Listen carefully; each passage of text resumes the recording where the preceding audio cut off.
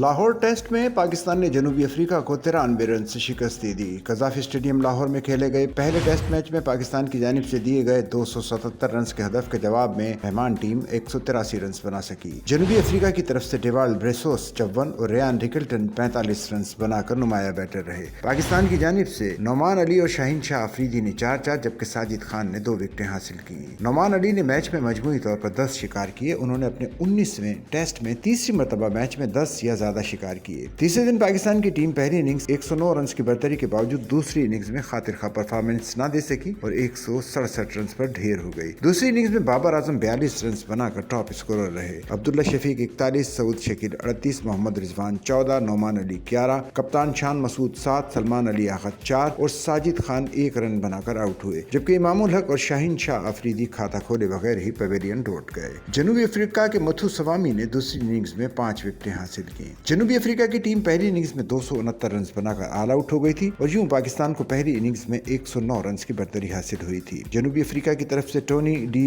زوزی نے 104 رنز بنائے، جبکہ ریان ریکلٹن نے 71 رنز کی اننگز کھیلی۔ قومی ٹیم کی جانب سے نعمان علی 6، ساجد خان 3 اور سلمان علی آغا نے 1 وکٹ لی۔